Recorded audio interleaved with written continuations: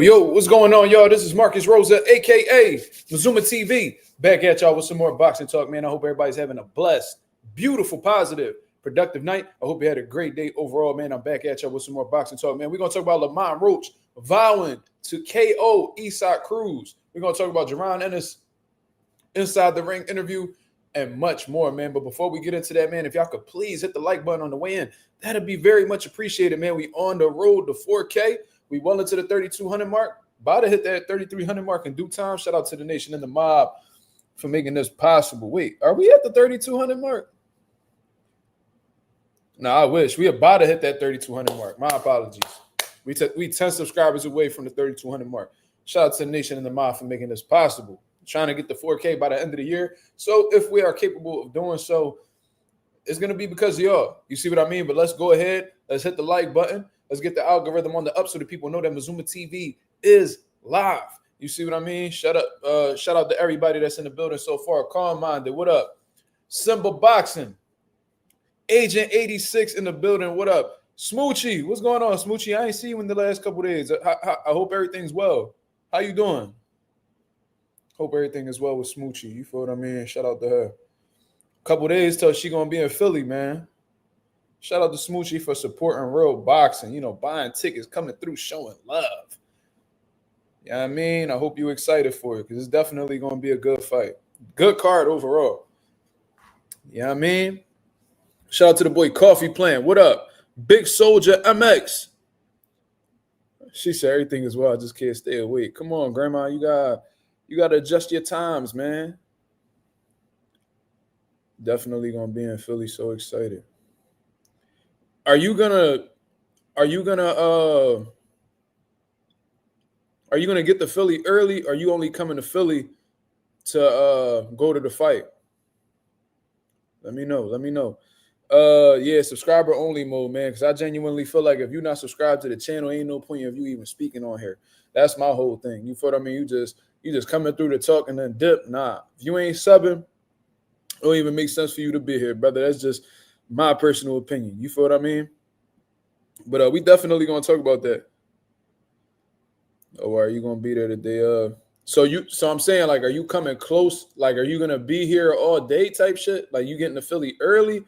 Are you only gonna be are you only gonna come to Philly like when it's time for the fight to come around? Sub is free, what it called? That's what I'm saying. Coffee. You talking some real shit, man.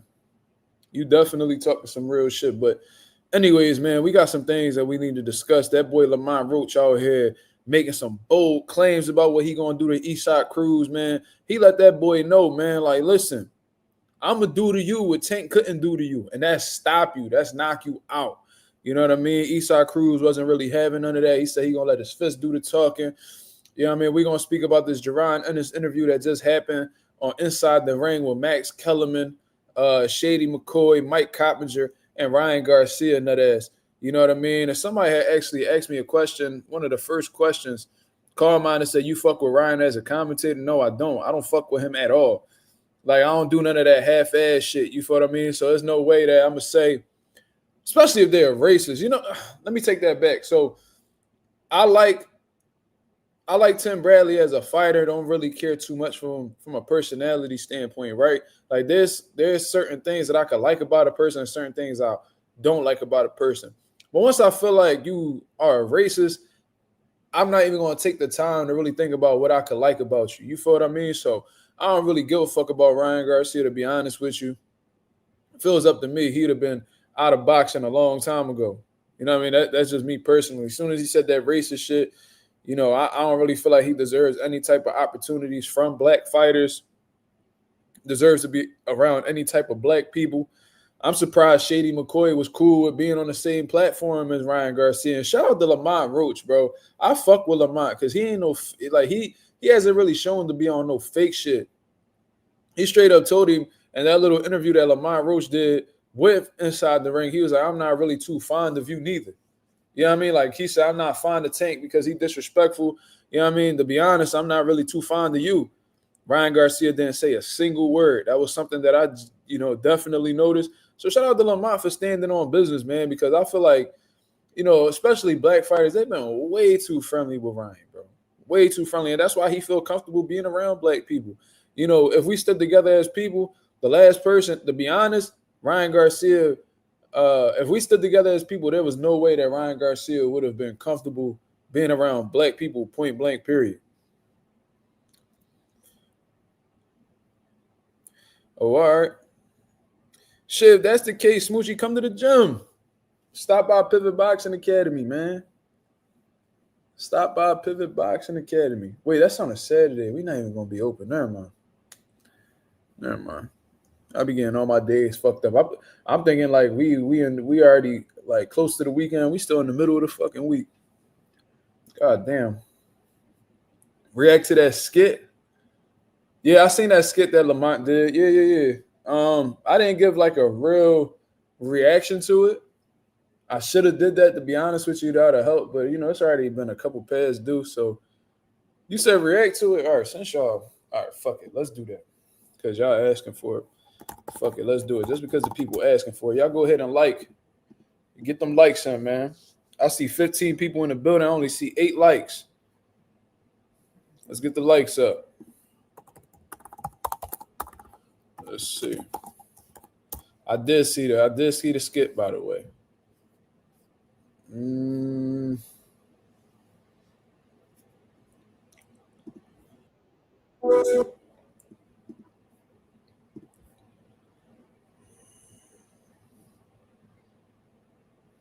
If Lamont was bald, he'd be common. That's crazy. You just said that. If Lamont Roach was bald, he'd be common. Lorenzo, what up? Marlon, what's going on, brother? How you doing? We just getting started, brother. We about 7 minutes in. I see we had some people in the building. I'm assuming them notifications got sent out. Let's get them likes up. As soon as y'all come in, hit the likes, y'all. Let's get the algorithm on the up. But anyways, this is Lamont Roach's skit that everybody's been talking about. I already saw it, but I'm going to give you guys my reaction to the whole situation and how the way I see it. You know what I mean? Let's go.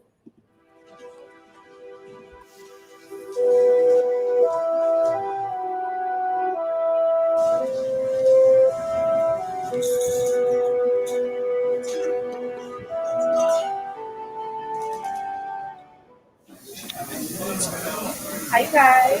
Hi. Welcome to the Neighbors Table at Diet Supper Club. My name is Jay. I'm going to be taking care of you guys tonight. That's definitely a little person, ain't it? The big ass head with the little arms. I didn't even really look at Shorty. I could see like her hair done this shit, but that's definitely a dwarf. Since when Lamont hang around dwarfs? Was this for the sake of the skit? Or I'm tripping? That's definite. There's no way that she's regular. She's saying that's his girlfriend. That's definitely not his girlfriend. I seen his girlfriend. Bro, I seen a video of Lamont. I don't know if he's still with the chick or not, but I seen her in Chris Brown's VIP section in the one video. I was like, oh, hell no. Yeah, Lamont need to let her go. She for the streets, for sure. If you in Chris Brown VIP section. Anyways, let's go. Hey, now, water is your menu. Hey, why you not on the What up? He just had to use his face. Now, water is your menu. This nigga got Gary Russell Jr., the old man special. Hold on, we gonna read this. Gary Russell Jr., old man special. The rare occasion of food comes by only once 2 years or so. With its very brittle hands and short arms, this meal might perfectly paired with a big ass mouth. Easiest catch of the year if in season. Oh, wow. And that shit for free. Look, that should say $0. Oh, these niggas talking crazy. He on some shit. The Alexander Usyk, the Ukrainian GOAT, $15. A unicorn dish for the big guys. If I were you, wouldn't bite off more than I could chew. This is the real deal. So he paying respect to Usyk. Shakur Stevenson, Brick City silver platter. What? Strategically, I'm sure they spelled that wrong. On the menu, strategically on of the best meals. What? Comes with a side, confidence, a little sauce. Also served with a gold belt. Yo, like who wrote these menus, bro? Who wrote these menus? What, like, did niggas like? Did you do a text to speech? And they type this shit out? Did ChatGPT write this? Because ChatGPT be fucking up spelling shit too. What the fuck going on? I Show Speed. Why are you throwing shots at I Show Speed, man? Newest addition to menu, speedy, but a very unfamiliar cuisine. Viewers may choose this spectacle due to its huge fan base. Okay, I can't see the rest. And why you not on the menu? I'm not for sale. Oh, I wasn't paying for that shit. Ain't nothing in here free. Oh, okay. Hey, what's up with this old man special? Oh, that's the Gary Russell Jr. Oh. This rare occasion food, it only comes once or twice a year, and it comes with very brittle hands, short arms.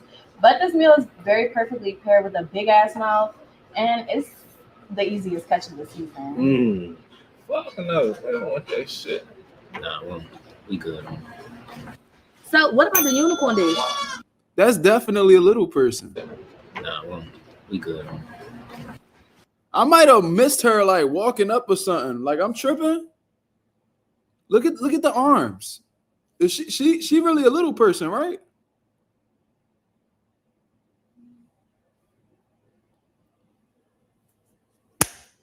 Motherfuckers. Al DePal wrote the menu. Smoochie ain't shit. You got jokes, huh? So, what about the unicorn dish? Well, baby, this one is for the big girls. If I was you, I wouldn't bite off more than I could chew. More than I could chew? Hold on.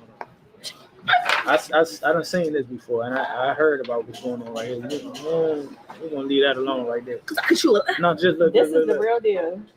All right, look, we're gonna skip the appetizers, right? We're gonna go straight to the main course because that's why we really here. Okay. What do you recommend? Well, most people that come in here, they like the Brick City silver platter, but you look like a big dog, so I think I would recommend the gourmet duck. Yo, Roach, she flirting, cuz. What's wrong with you? Nigga.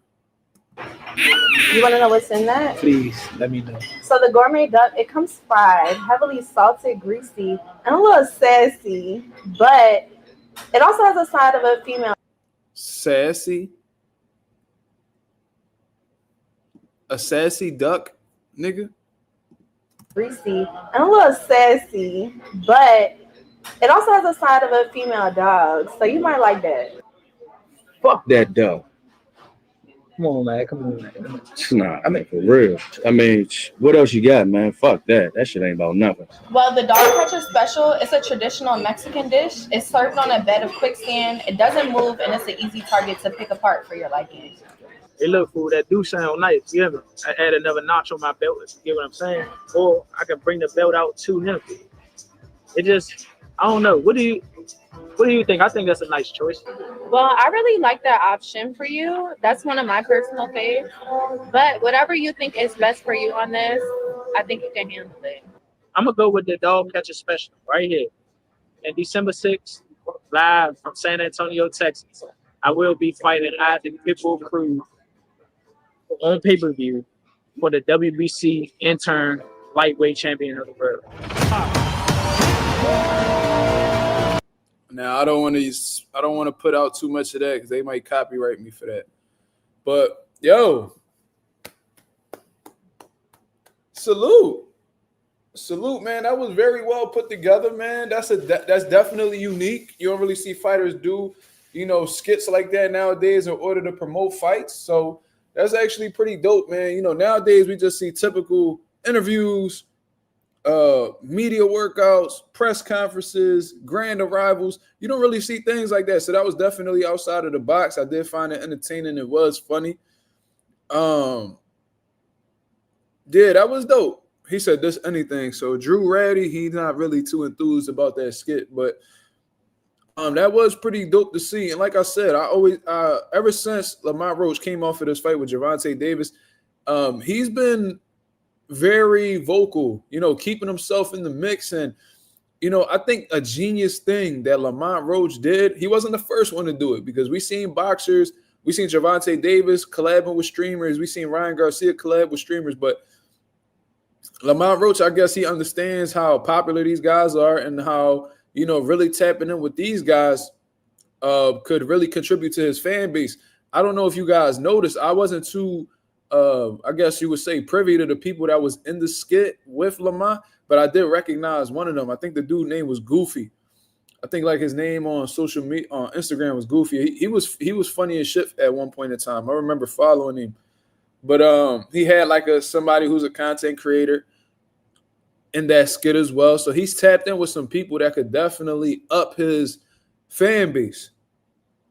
You know what I mean? So, I'm a fan of it. You know what I mean? I think fighters should be doing this more often. I think they should be showcasing more personality. I think they should be wanting to be in front of the camera a bit more, because nowadays it's like people just want to stick by the tradition. Sometimes going outside of the tradition could really benefit you or make you stand out in a positive way. You know what I mean? So I actually like that. That was actually pretty dope. I like how the way he was able to creatively, create dishes on each fighter that he was either interested in fighting or has fought. You know what I mean? I think that Gary Russell one was just a shot at Gary. I don't know if he'll ever entertain a Gary Russell fight, unless it's Antoine, based off of what he said. But threw a shot at Gary Russell, mentioned Shakur Stevens' name, which I believe is a potential opponent, further down the line. He mentioned Alexander Usyk, who, is definitely one of the pound-for-pound best fighters in the world, number 2 on my pound-for-pound list as of right now. He mentioned a few different people. You know what I mean? Even mentioned Pitbull Cruz, that said that he was going to pick the entree that, was dedicated to Pitbull Cruz. So it was pretty dope. I liked it. Definitely liked it. Eugene Pearson, he says, can you ask me 1 + 1 right now? I'm going to tell you 3 because that waitress got my full-blown attention. Hey, man. She was a pretty woman.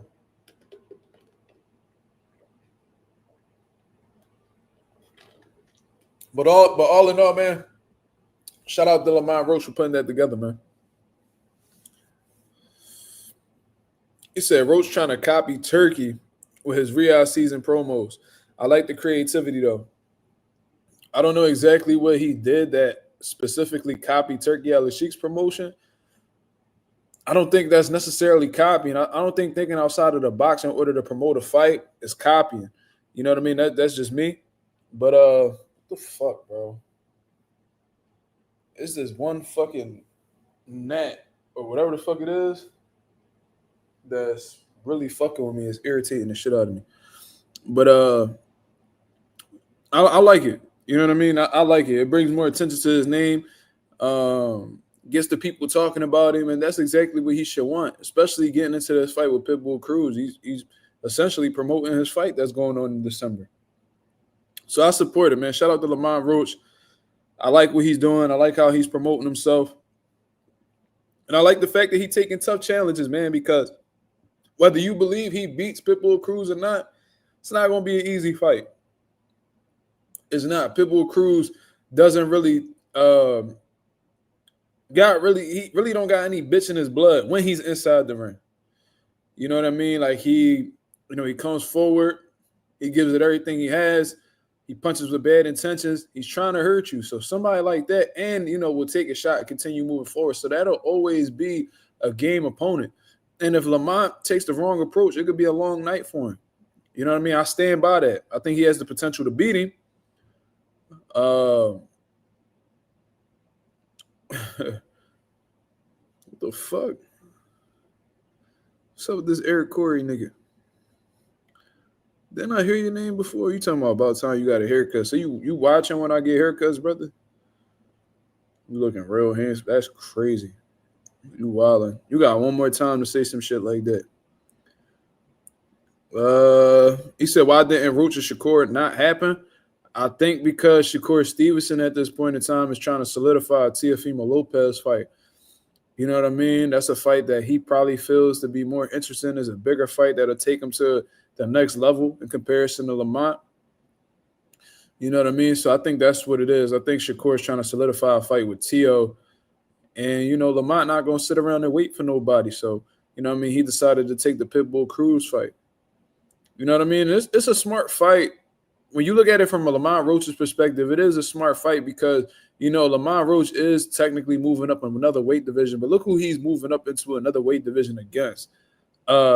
Very small guy, Eastside Cruz, who, you know, Lamont Roach definitely has a height and reach advantage over. You know what I'm saying? Like, you know, Eastside Cruz is a heavy hitter from what we see. But besides that, you know, Lamont Roach probably looking at it like, it's not like I got all the odds against me. Like, yeah, I'm moving up in weight. Yeah, I barely had experience at 35, and I'm going to 40. Yeah, like I'm understanding of that, but I'm a guy who walks around heavy in weight. You know, it's not necessarily me moving up. It's just me cutting less, and I'm going up against a significantly smaller man. You know what I'm saying? So, I don't think the weight move up will really affect Lamont at all, unless he puts on weight the wrong way or doesn't train properly or maybe overtrains. That could be a scenario. But Lamont Roach is a professional. He's 30 years old. He's at the peak of his career. He understands his body. He knows what he can and cannot do. You know, he knows what he can get away with and not get away with. So I think he'll prepare properly and really put on a great performance. And they both could give each other problems. So I really, really like this fight. You know what I mean? I really, really like this fight. He said you might need to go live with the camera off. Yeah, he wilding. I don't know what he talking about. Southwest Dice, what up? He said Mark looking 21 with the cut too. 21? Shit, I take it. I'm 27, but I take it. See, take notes. Take notes. What's this nigga name? Eric Corey. You see how Southwest put that in the way where he didn't sound gay? You can learn something from that, brother. Take notes, man. Anonymous said, did you see Roach's interview with the Ring magazine? I did see it. Actually, Jaron, Ennis, and Lamont Roach's interviews were on the same episode from what I understand. But I could definitely play that. Would y'all rather me play what Lamont Roach said at the press conference?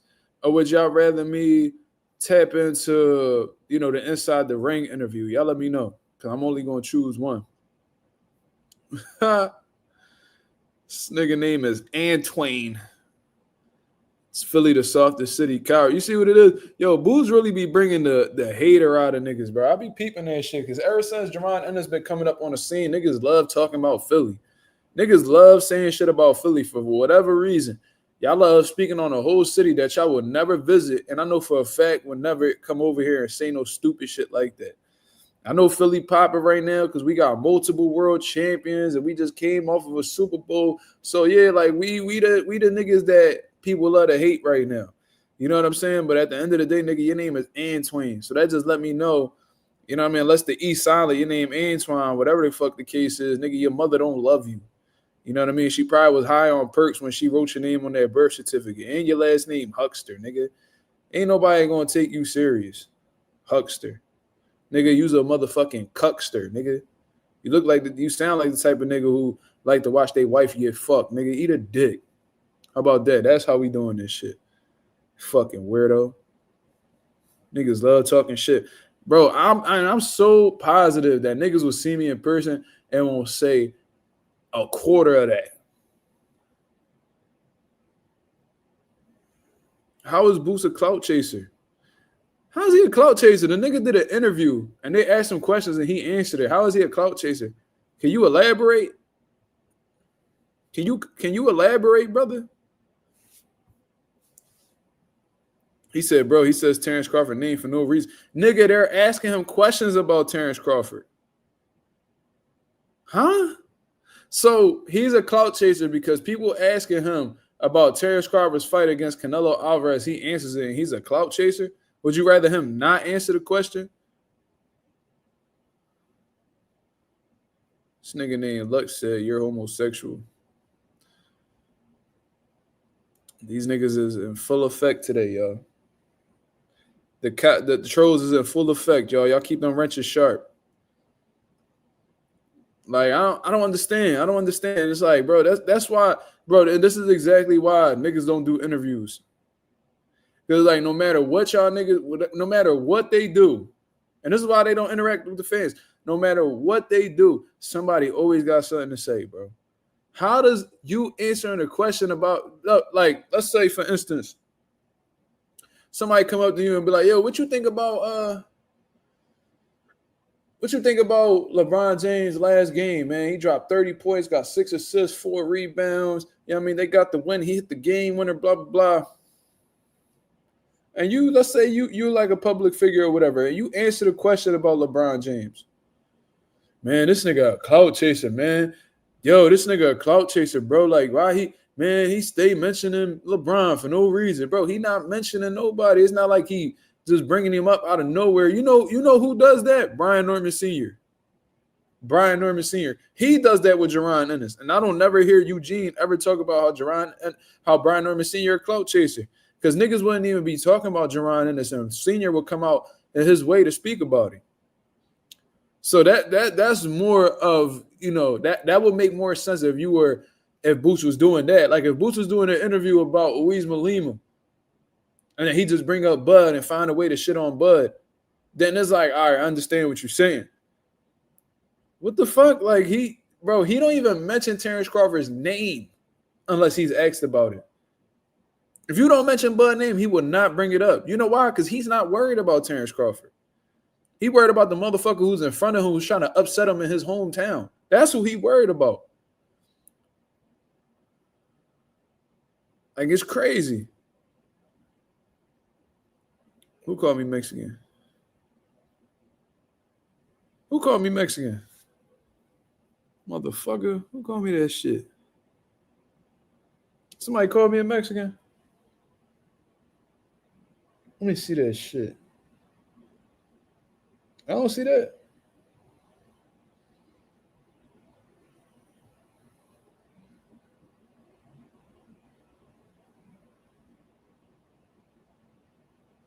Motherfucker, somebody called me a Mexican. I beat they motherfucking ass. Don't call me no goddamn Mexican. I don't even see the comments, bro. Like, they packed him. I don't even see it on StreamYard. It didn't pop up on my StreamYard, but I'm checking here. It won't even allow me to see. What the hell? Yo, these trolls out here in full effect. These niggas out here in full effect. This nigga said, let's fuck. What? Nigga, what? Oh, yeah, these niggas out they motherfucking mind. Yeah, y'all keep them wrenches sharp, bro. These niggas is wildin'. God bless them. Anyways, so what would y'all rather me do a reaction to? Is it Lamont Roach press conference or, what the interview he did with Inside the Ring? But yo, Oscar De La Pasa in the building, bro. They wildin'. They wildin'. Lorenzo said, Pato Sucio.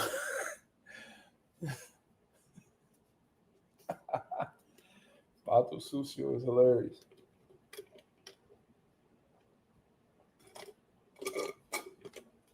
God damn, that peach lemonade from Burger King. Oh my God, that shit make me want to slap the dog shit off somebody's mom. God damn. Oh yeah, keep packing them niggas, y'all. They tripping. They definitely tripping. But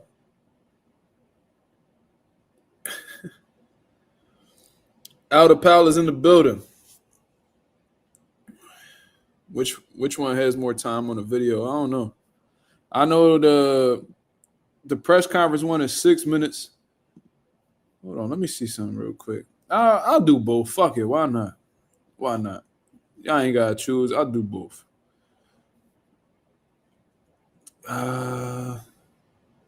I'll do both. Let's start with the press conference where he makes that warning towards Pitbull. You know what I mean? Pitbull in there with a motherfucking look like he got a flannel on. Let me see. With that big ass head, probably can't even button that motherfucker up all the way.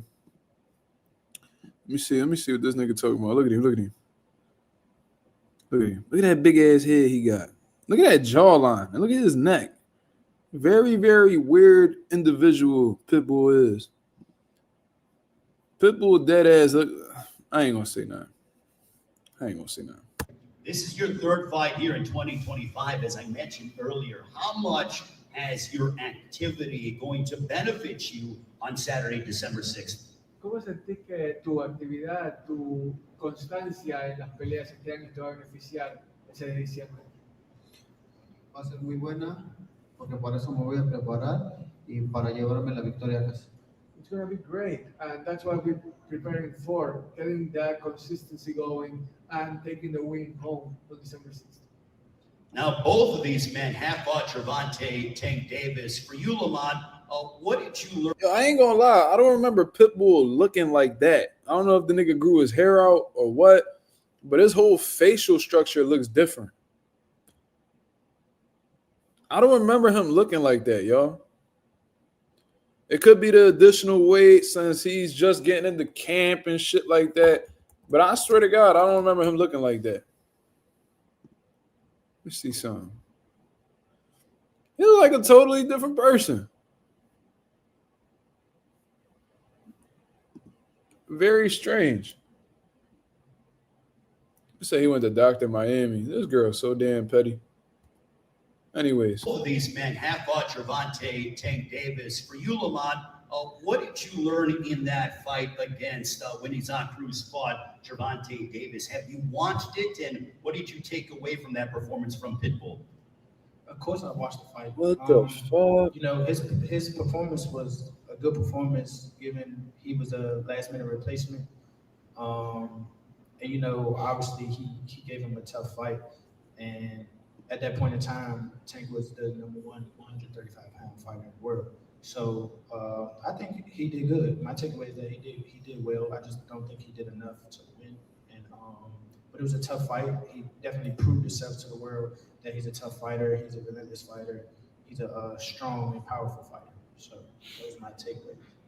Isaac, what did you learn from Lamont Roach's performance against Gervonta Davis back in March? Isaac, Lamont acaba de decir que cuando vio tu pelea con Tank, no. I can answer that question for Pitbull. I learned from watching Lamont Roach fight Gervonta Davis that I don't have to look for him. That Lamont Roach doesn't use his legs. That he doesn't mind going toe-to-toe. So that's the only reason why I fought him, because if he did use movement, I would duck him. No pensó que hiciste lo suficiente para ganar, pero que sos muy duro. Ahora, vos, ¿qué opinaste de la pelea de Roach contra Tank Davis? Fue buena pelea, y bueno, yo voy a hacer mi trabajo y vamos a demostrar arriba del ring. It was a good fight, but I'm focused on what I'm doing. I'm going to do a good job against Roach, and we're going to see what it takes inside the ring. Lamont, you are very confident coming into this fight, deservedly so, but in a recent interview, you said that you believe you're going to be the first man to stop Isaac Pitbull Cruz. Did this nigga Oscar De La Paz just call this nigga shitbull? God bless Oscar, bro. Why so? Like you said, I'm confident. I'm confident in my work, man. Like any other fight, it's not just Pitbull. It's like any fight. I'm always looking to hurt, demolish, stop any opponent. Like I look for that opportunity every single time in the ring. So ain't nothing changed. Like that's what I'm going to try to do. Like, if it doesn't present itself, then it won't. But you know what I'm saying? Like that's what I'm trying to do. Isaac, when he says he's going to be the first guy to finish you and knock you out, your response? Bueno, acá Roach dice que está listo para demolerte, que va a ser el primero en mandarte a la lona, en noquearte. ¿Cuál es tu respuesta? Nada, ya estoy acostumbrado a que hablen antes de tiempo y ojalá, y así como está hablando ahorita, vaya a pelear el 6 de diciembre. Yo me voy a concentrar, enfocar en hacer una excelente preparación para pues demostrarle como a Rolly que yo hablo arriba de ti con los puños y no con la boca. There's really nothing for me to say because I'm used to people talking, talking their stuff before they step into the ring, and then we see what happens. So what I can say is that I'm gonna show him the same way I showed Rolly, that if you talk before the fight, then you see inside the ring that trash talk goes by the wayside, and in the end, I'm gonna come out on top. That's crazy how he threw that shot at Rolly and them niggas done fought. I don't know how many fights ago. So this nigga Pitbull be holding grudges. That's all that let me know. This motherfucker be holding grudges. He's still mad at Rolly. Nigga, you beat Rolly. Leave it alone. Motivates you a little bit extra or no? ¿Te da algún tipo de motivación adicional o no? Lo que dice. Me mantiene despreocupado, estoy enfocado en hacer mi preparación. I could care less. I'm just worried about my preparation. Now, for you, Lamont, when you take on somebody who's very aggressive, a high value, high contact kind of a fighter, do you like the fact that it's not going to be very hard to find this guy on Saturday, December 6th? I love it, honestly. I love it. That just plays right into my strengths. And it's going to show December 6th. So, I'm not like, I don't know. I don't think like, it's just going to be there.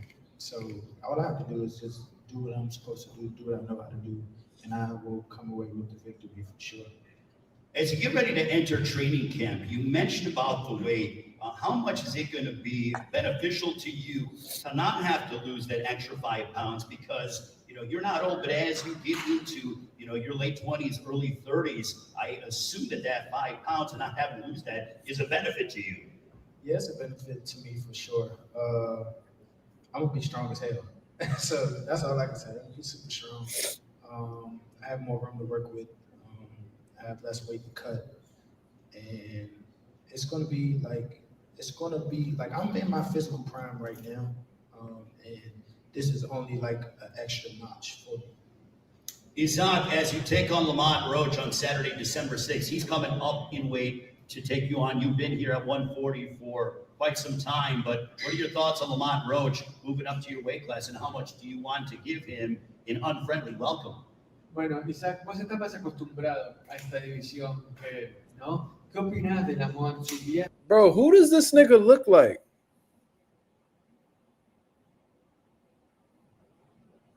I ain't never see such a big ass head with a little ass face, bro. It looked like his head looked like a bunch of empty space. Like, you know how like his face should be more spread out on that big ass head he got. That's what be fucking me up about this nigga, bro. Like that's what's weird about him. It's like his whole face is like condensed into like this one space, but then he got extra space over here, extra space over here. His chin little, but his dome big. Like he's a weird looking motherfucker, bro. Like he looks super weird. Let me find out this nigga on something, bro. Yo, Isak, let me find out, cause y'all whole no boxing, no life shit. Y'all niggas is suspicious, bro. This nigga chin done got his face looks way more defined, bro. I'm telling you, his face looked like he on some type. I'm not gonna accuse nobody of being on that shit, but he looks dramatically different. That's all I'm gonna say. He don't look the same. And if something hit the fan, y'all remember where I heard it first. Very, very weird looking dude, bro. Like, I don't remember his face looking this chiseled, like, ever. I'm gonna just say that. I'm gonna leave it alone. Because I ain't got no proof, so I'm gonna shut the fuck up. La división de 140 libras. ¿Y qué intenciones tendrías de darle una bienvenida a la división que no sea muy amistosa, que digamos? Bueno, pues le vamos a dar nosotros la bienvenida en su debut en 140. Nosotros estamos ya acostumbrados, pero no nos vamos a confiar porque ya tengamos experiencia en 140. Nos vamos a concentrar en hacer un buen trabajo en el campamento. Oh, we're definitely going to give him a friendly welcome to the 140-pound division. And yes, I'm used to this division, but at the same time, there is no way that I'm going to overlook him or think that just because it's maybe his debut is going to be some kind of easier path for me. I'm gonna focus on what I can do, and I'm not gonna underestimate what he can do in this weight class.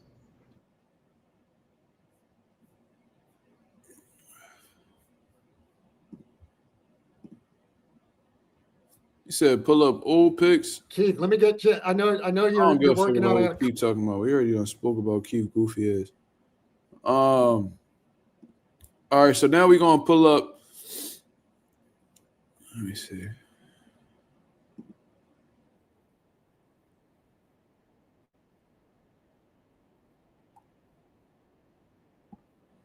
I don't understand, bro. It's like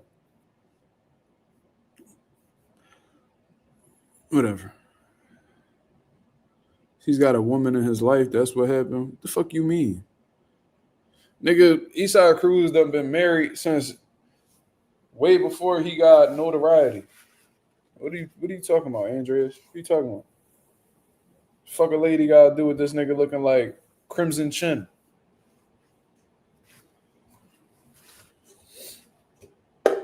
He looks super. Isak looked different, bro. Like his whole facial features look different.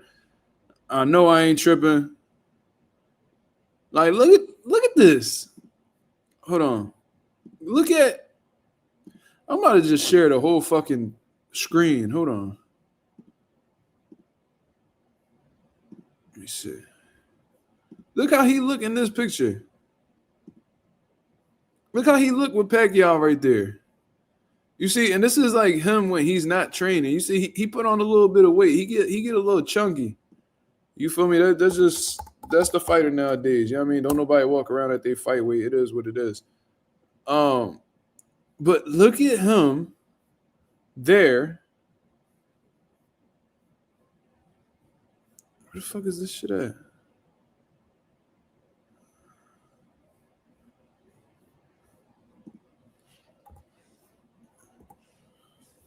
View all.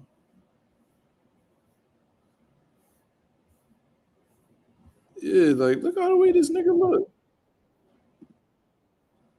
And y'all can't say that because he in camp, nigga. They fight in December. Like his jawline look crazier. All right, look, man. Listen, it could be nothing, but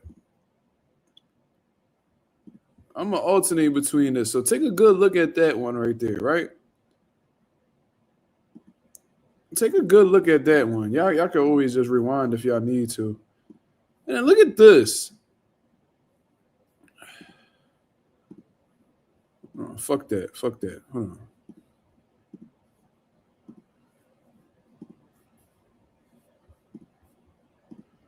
Look at this shit. Oh shit. Look. Look at that. Look at that. Like his jaw definition and all that. I don't know, bro. Could be the hair. I don't know. Nigga, we got our eyes on you, nigga. That's what I'm trying to tell you. That's what I'm trying to tell you. Nigga, we watching you. Y'all boxing no life niggas, the niggas that be sponsored by boxing no life, and the niggas that be associated with Reynoso and them, we watching y'all, bro. That's all I'm going to say. And like I said, if something pop up, you can't say we ain't told you or warned you. Let's get Charlo versus Plant on the undercard of Pitbull. Charlo I don't think Caleb Plant taking that, bro. I don't really think Caleb Plant going to jump back into the mix, bro. Like right into a Jamal Charlo fight. He probably going to try to take a tune-up and then try to get the Charlo fight. That's just how the way he be moving. Look how the way that he's moved coming off of losses. Like Canelo Alvarez, right? You fought Anthony Durrell who, you know what I mean, was past it. When you lost to who? I gotta look at Caleb Plant record, but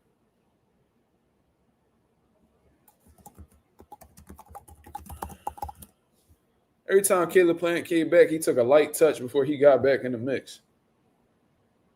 Yeah, like, so we talking about, like, you lost to Canelo, you came back for Anthony Durrell. Then you lost to Benavidez, you fought Trevor McCumbee. You know what I mean? Like, Trevor McCumbee was undefeated at the time, but it's like, who was he really? Now he losing to Resendiz. I doubt he fights somebody dangerous and notable in his next fight, just based off of his pattern. But anyways, let's hear this interview. Shady McCoy, and we welcome in now Lamont Roach. Welcome. Thank you for joining us, Lamont. Before we say anything, let me tell you why I consider you the winner of the fight against Tank Davis, and I will always refer to you as the winner of that fight. I consider you I don't consider that fight a draw.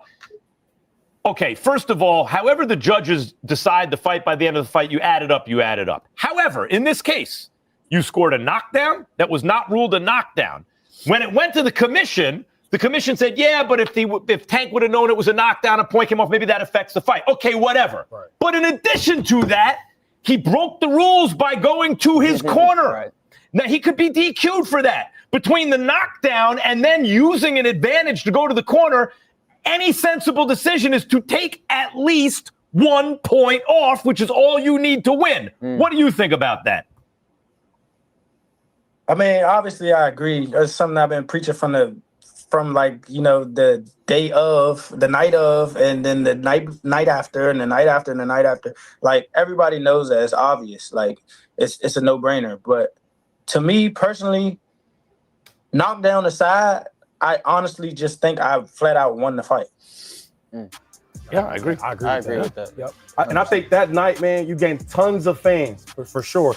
I want to ask you this though, being that you are from DC and Tank is from Baltimore, what's the temperature like in the city, man? Because for him not to take that rematch, right? When everybody thought you won that fight and they called a draw, I need you to give me the real. What's the temperature? What I'm hearing out there? Because that is not like DC and that's not like Baltimore.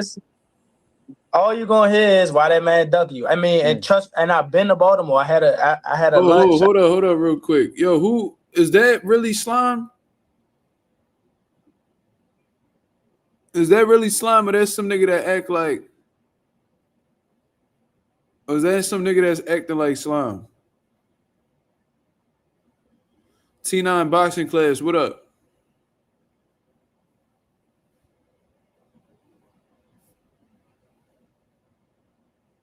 Is that really Slime? Cause I need to figure out whether I'm packing this nigga or not.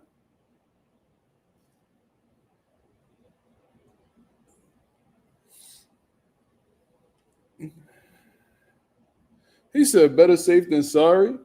Did he pack him?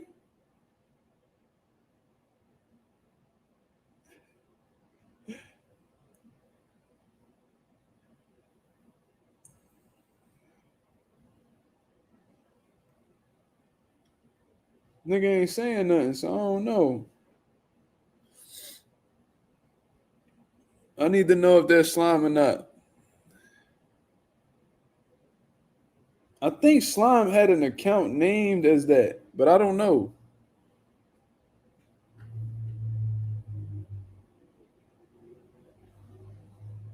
Oh, that is Slime. All right. That is him. All right. My fault. I don't remember.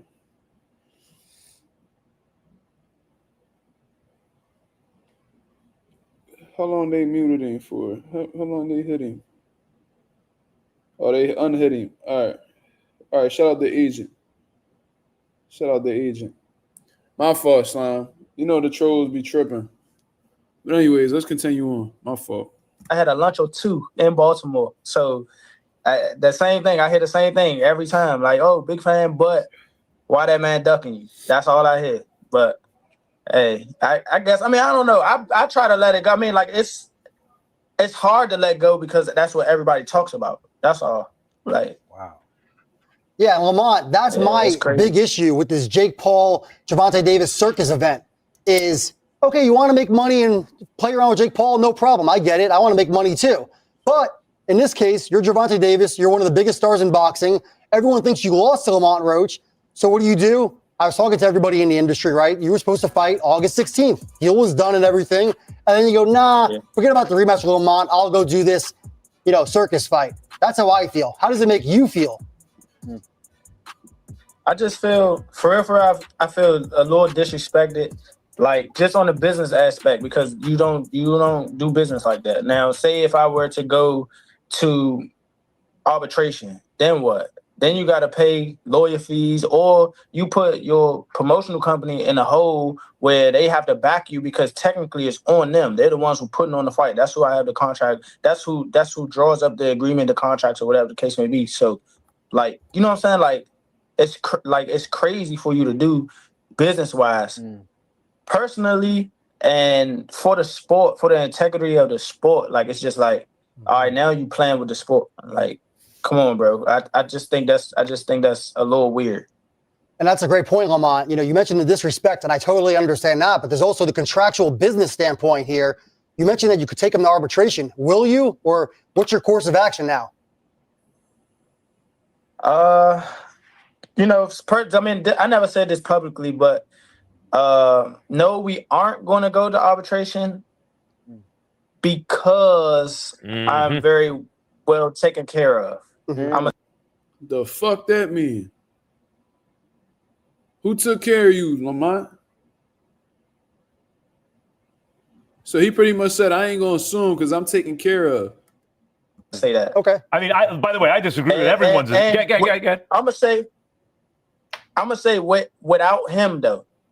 I want to say I publicly want to say thank you to Al Heyman, PBC, and everyone who made things right on his behalf. Like, even though he messed up on his behalf, they made things right on my end. Yeah, guys.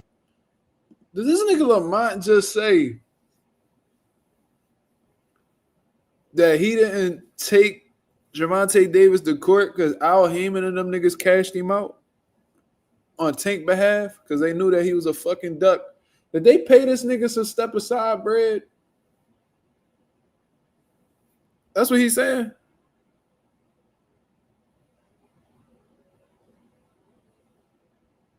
What the fuck? That's exactly what it sounded like. So I don't know if there was a rematch clause in the contract. I don't know exactly what it was, but they were supposed to follow through the rematch. Tank changed his mind, fought Jake Paul instead. I'm like, man, I'm about to take this nigga to court. Al Heyman and them niggas are, all right, we know our man a bitch. You know what I mean? We sorry for leading you on, man. Just take this bag of money in. I mean, let's let this shit go. Wow. Okay, that's good to know. I disagree with that. I mean, I know you have a contract and all that stuff playing with the sport, but the amount of money he's going to wind up making against Jake Paul, I get it. What I don't like is, go ahead, do that, Ryan, right? But then now he's talking about retiring after the Jake. So that's where I'm like, hey, you want to make that money in the circus, go do it. But then get back to business. Right. To say, no, I'm going to avoid this dude and then I'm going to retire, that's what I don't like. Yeah, I don't like that either. Nigga, nobody like that shit. But when we said Gervonta Davis fans come out and, you know, brag about the type of money that he getting and that he won at the end of the day. The fuck? But when a fucking pink person say it, then everybody want to be all, man, you know what? He's right. I mean, I got a question for you. How do you feel about him personally now? I know you guys were kind of cool, kind of not cool, but like after this bullshit he's doing, trying to, you know, duck you or whatever, how do you feel? Man, listen, you can't be talking, man, you can't be asking any questions, bro. Don't nobody give a fuck about what you gotta ask, nigga. The fuck is this nigga talking about? Nigga, you was a fucking drug cheat. The same nigga you talking crazy about, nigga, he stopped you. He made you quit, nigga. The fuck is you talking about, nigga? You was a drug cheat and you was a bitch. You was a bitch. Like, where you ain't got no room to be talking about anybody, nigga. Why the fuck is you here? Weird ass nigga. Go do a movie. Go shoot a movie. Go fucking model for motherfucking. Go do something, nigga.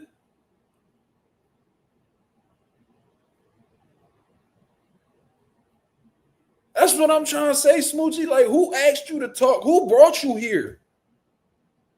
Who brought you here, you silly ass nigga? Like, who brought your little goofy ass here? Like, I don't understand niggas like Ryan, bro. It's like, bro, you know you're not supposed to be here, nigga. But you walk around here acting like shit cool, bro. Bro, I swear to God, bro, I'd have threw my fucking laptop at this nigga dome piece, bro. On God, nigga, I'd have took this fucking motherfucker. Get the fuck out this goddamn office, nigga. The fuck, nigga, I'd have threw it. What the fuck is this? A switch? Nigga, get the fuck out, nigga. Pour water on that nigga head. Fuck is your goofy ass doing here asking questions? Then you want to talk down on niggas like you got room to be talking down on niggas, bro. I don't even fuck with Tank. Stop talking shit about Tank, nigga. Fuck wrong with you, nigga. I defend Tank over your pussy ass all day, every day. Fuck, nigga, look at you. Look at stupid as shit on the camera. And you know Lamont don't even fuck with your goofy ass anyway. But you just want to butt in and add to the conversation. Man, get this nigga the fuck up out of here. Like, about him personally. I mean, I could care less. Like, there's a lot of people I could care less about, and he's one of them. That's for sure.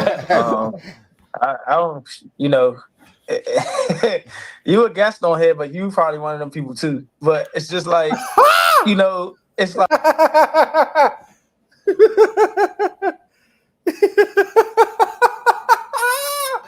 Yo, stupid ass. See, yo, this nigga Ryan, bro. See, God don't like ugly. You see, Ryan the type nigga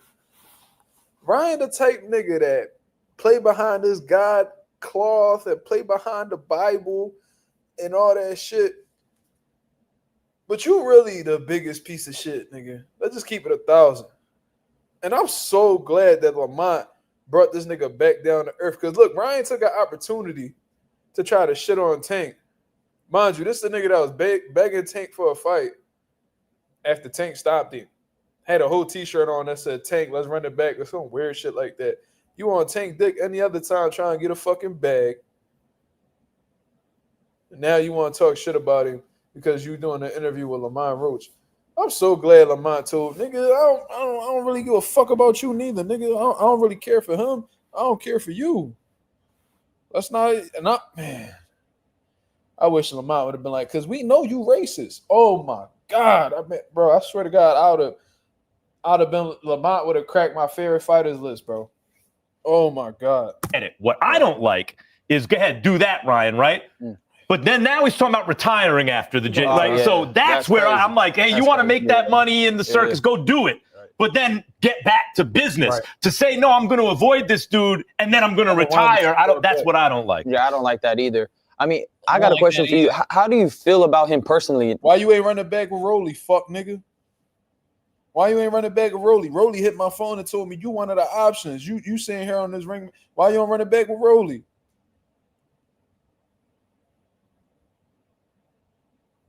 That's what I'm trying to figure out. You over here trying to criticize Tank for not running it back with Roach, nigga.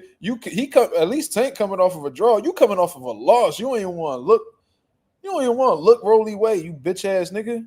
What is you talking about? Why you don't run it back with Rolly after he done fried your stupid ass? The fuck? Stupid ass. Now, I know you guys were kind of cool, kind of not cool, but like after this bullshit he's doing, trying to, duck you or whatever, how do you feel? Like about him personally? I mean, I could care less. Like, there's a lot of people I could care less about, and he's one of them. That's for sure. I don't, you a guest on here, but you probably one of them people too. But it's just like, shout out to this nigga Lamont, bro. Shout out to this nigga Lamont. Shout out to this nigga Lamont. This a real nigga right here, bro.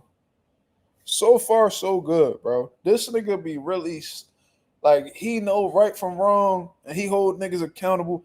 You gotta fuck with a nigga like Lamont, bro. Even if you ain't the biggest fan of Lamont, he let that nigga know, like, bro, you know what I mean? Like, I don't fuck with Tank, but nigga, I don't fuck with you neither.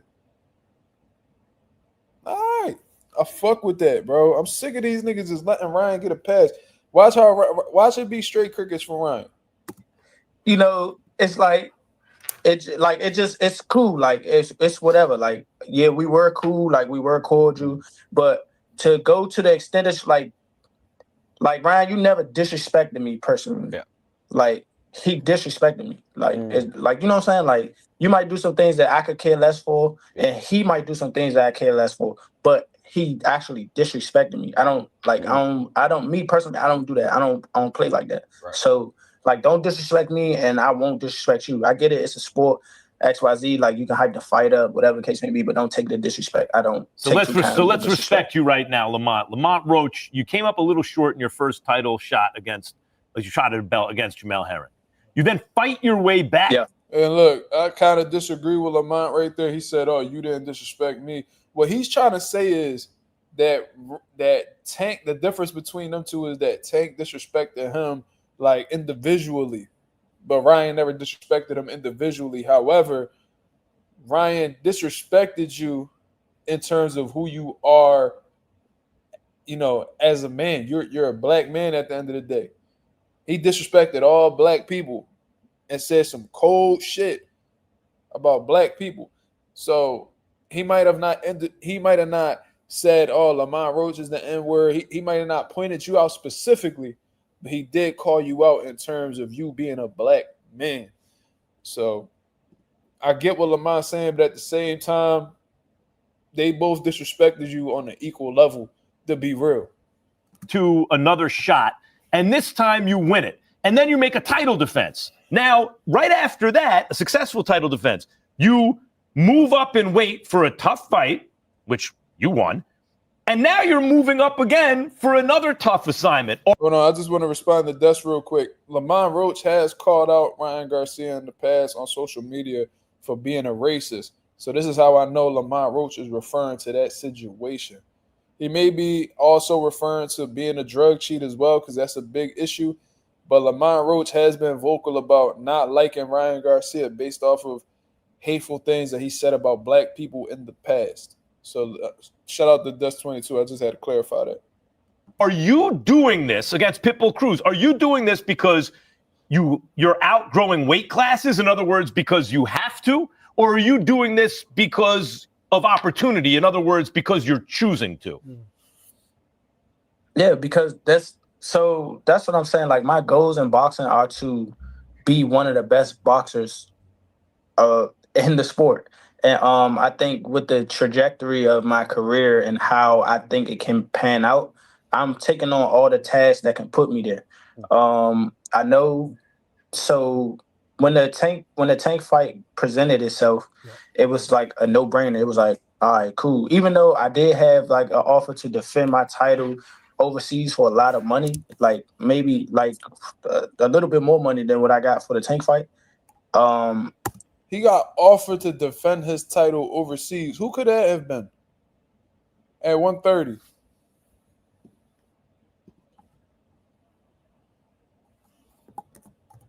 Who could that have been? Could that been? I mean, that could have been a Riyadh season situation. Who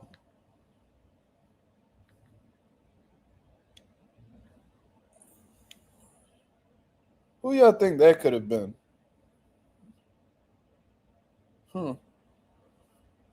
That's interesting. It's just like, okay, look at the upside. Look at where I want to be. Like, my goal is to be the best. And when I fought Gervonta Davis, he was one of the best fighters in the world. And not only was that, he was the best fighter in the weight class. So that's what I did. I took on that task. I was very confident. I knew that I could do what I did that night. And that's what I did. I completed that mission. I just came up, you know what I'm saying? Like, I just got the very, very, very, very short end of the stick. Like, it was crazy. So Lamont, are you saying that can you make like, you don't have a problem making 135, right? Or do you? Or are you outgrowing the division? I don't have a problem at all making 135 at all.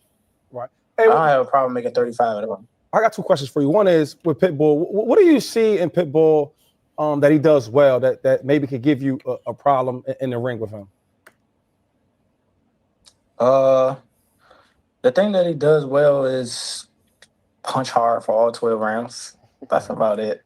He has a lot of people don't know that he has a good sense of timing. Like, if you actually look at it, like, he we study him. So like he has a good sense of time, and there are probably some people don't pick up on until they probably either get hit with one of those shots, and by the time you get hit with one of those shots, it's a little too late.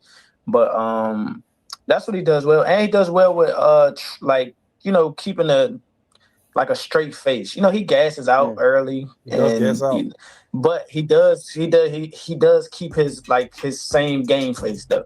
I was at that Ryo fight. He and I seen him lose, so I'm picking you to win this fight. But real quick, on this show, I would have followed up, to be honest, just like on some boxing shit.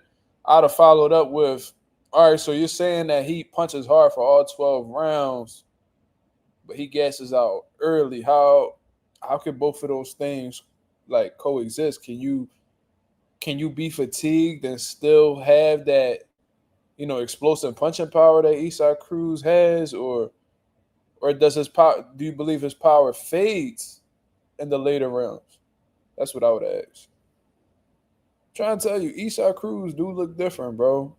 I'm not gonna make no accusations, because if I don't have definitive proof, I would never call nobody a drug cheat. But he looks different. I'm telling y'all something good.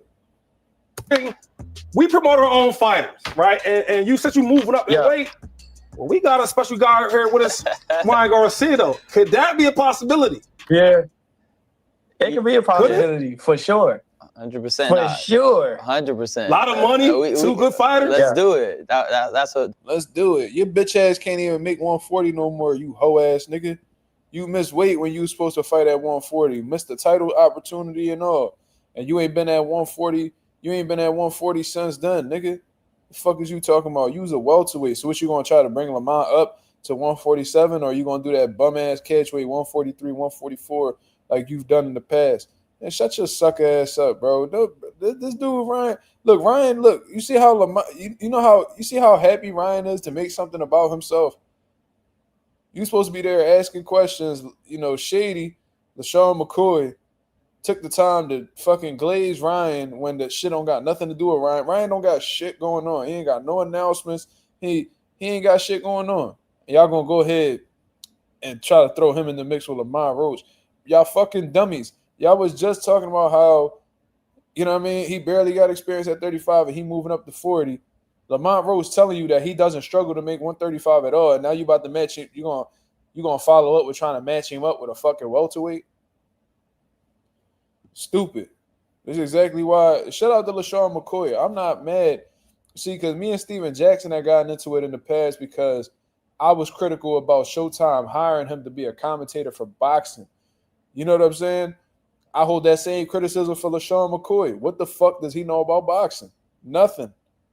The nigga could tell you he could tell you different football plays and what this running back is capable of doing. Bro, he played for the Eagles. He played for Philly. Like, I fuck with LaShawn McCoy. You know what I mean? He was a core, memory of mine. He was a part of a core memory of mine growing up, watching games with my step pop and shit like that. Like, I remember LaShawn McCoy. Very, very talented person in his field. But the fact that he's getting an opportunity to be a part of a boxing panel when he literally knows nothing about boxing is mind-boggling to me.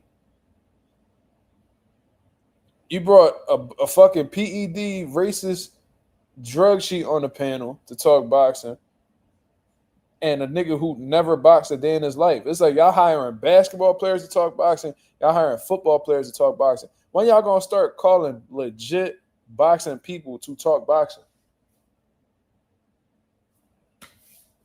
I don't know. That's a big fight for sure. What's that look like, though? Big boy. You know what it looks like. You know what? What's that look like? He definitely can't make 40. I can't make 140. So wait, Lamont, I don't think he can make 40. so would you go up to welterweight if you beat Pitbull and Ryan Garcia is sitting there saying, "Come on, Lamont Roach, you go up to 47"? Why not? Why not? That's all. Okay. Let's do it then. I like that. You're promoter.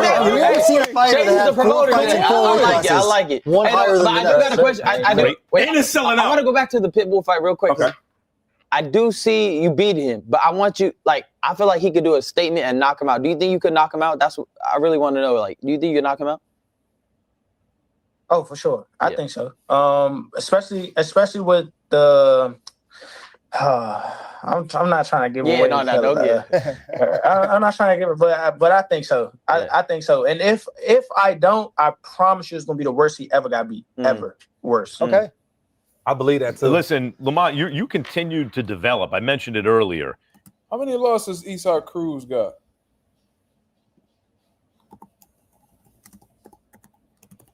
What you got? 2, 3?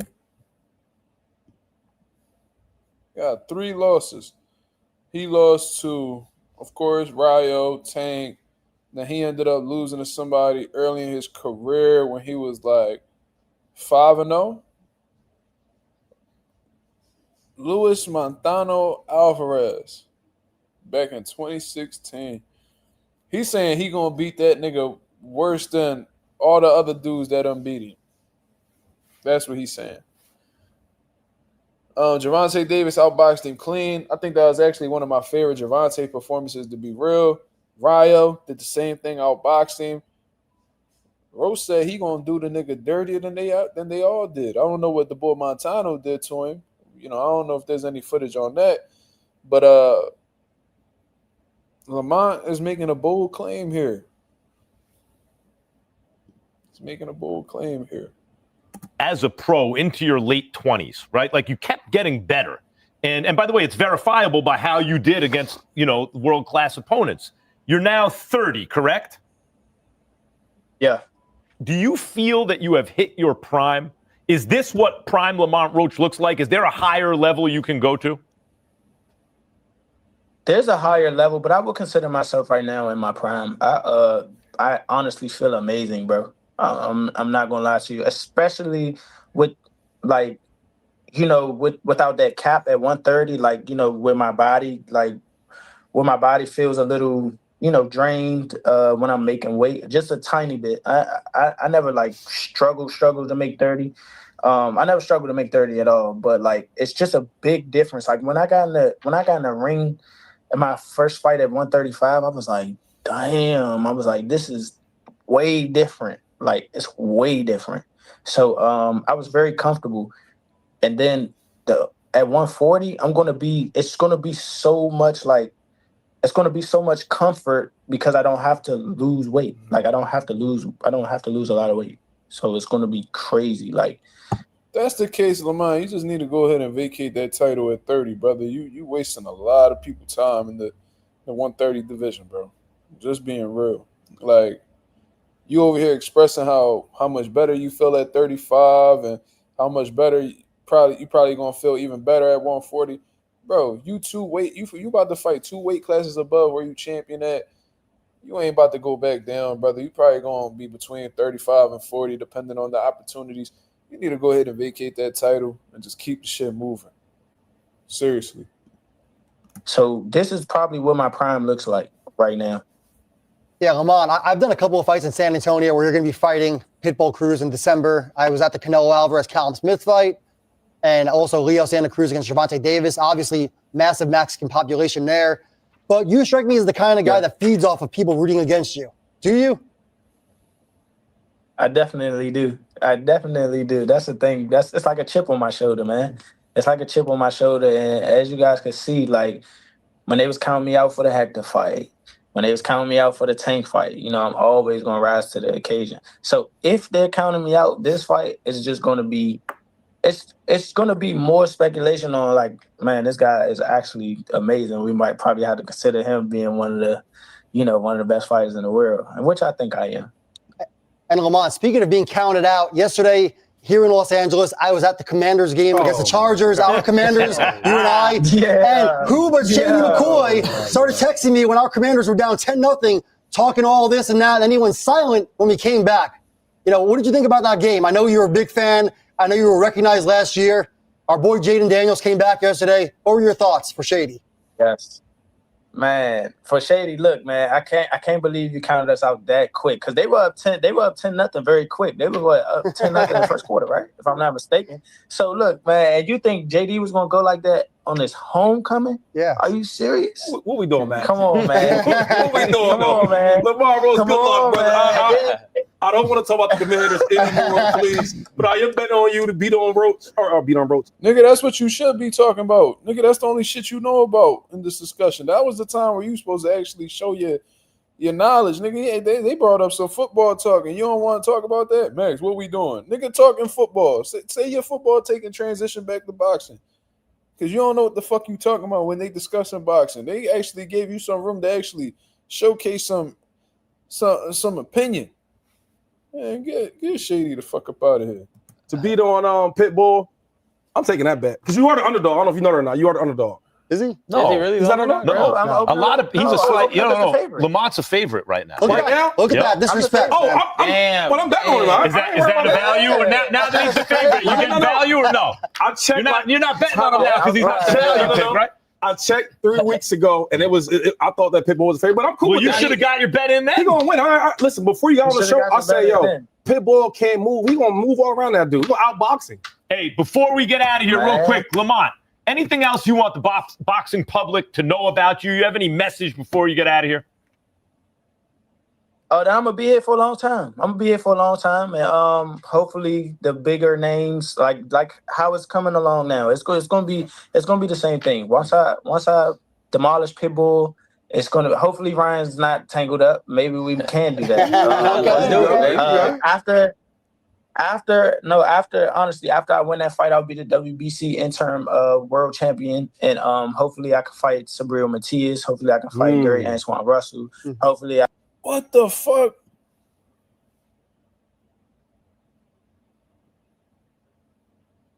This nigga just say he'll fight Subriel?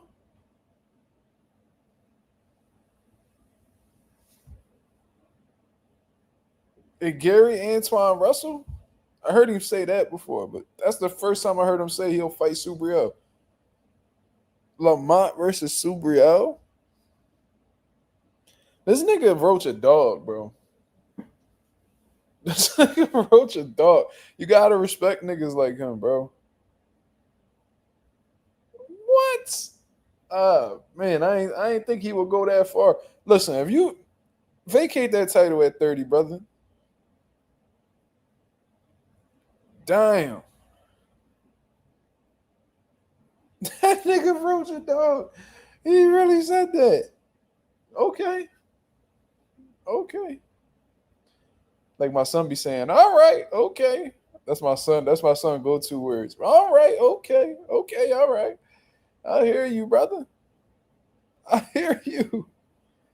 Oh, man. Now I'm really rooting for him to win. I already was, but now I'm rooting for him even more. I need Lamont to beat Pitbull, bro. Jesus Christ. If he fights Pitbull and he beats Pitbull and then he goes into the Super L smoke, this nigga Roach is a fucking different type of dude, bro. That's very impressive. I mean, it's just words, but the fact that he actually went out his way to say that is admirable. I can fight, those guys. If I can't fight a champion, I'm going back down to 35, and we're gonna see what the WBA is gonna do with their super champ. That's what we're gonna do. Yeah. Or you could go up another weight class for your fourth consecutive high-level fight in 4 different weight classes, as Coppinger pointed out. Junior light, junior. Max, why is you talking about welterweight shit? Shut the fuck up, bro. Let the nigga be where he be. He don't need to go to welterweight. The fuck, man. Welter and fight Ryan Garcia for a stack of chips.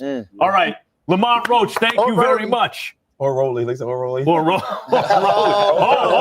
there it goes. That's a shot at me. There it goes. Of course it's a shot at you. I'm gonna lay him out. So I don't care what he said. I'm putting him to sleep. To sleep. He said to sleep, Lamont. He said he's gonna put Brody to sleep, man. Brody put you in your pockets, bro. Well, like I said, hey, that's true. Okay. I want my rematch for a reason. I don't make no excuses for sure. But the difference is you want your rematch. That's the difference. Oh, shit, yeah. Okay. Yeah, I do want my rematch for sure. Yeah. Right. So why you ain't making it happen then, nigga? Fuck you mean? Man, he full of shit, bro. Then Golden Boy end up say they don't want that rematch with Rolly. Man, shut up. Don't believe that, man. That nigga's a liar. He don't want to fucking rematch no Rolly, bro. Is Garrett Russell one of them guys too on your list? I see y'all going at it. You're from the same kind of area. No, the big brother. No, he's a peewee. He's saying Antoine. I heard there was talk about that too. I heard the talk. The big brother. Y'all going at it. You're from the same kind of area. No, the big brother. No, he's a peewee. He's saying I Antoine. heard there was talk about that too. I heard the talk about it. Russell fighting him. Okay. Right. Oh, so Big Bro can't get. Yeah, okay, I want to fight Antoine. Wait, the big brother is still fighting. That's crazy. I didn't know he was still fighting. That's what I said. The big brother just fought his first fight in 4 years. And he looked good though. He did look good when he fought. All right. Listen, what is this, a Zoom call? We're getting out of here. Knock it off. All right, Lamont Roach, thank you very much. We'll be right back with more Inside the Ring. That's it. Interview's over. I think Ryan really sat there and said, I put Lamont to sleep. Like, nigga, shut the fuck up, nigga. Nobody trying to hear that shit. Anyways. He said, I hate bro guts. He's a clown. That's why I don't fuck with that nigga, bro.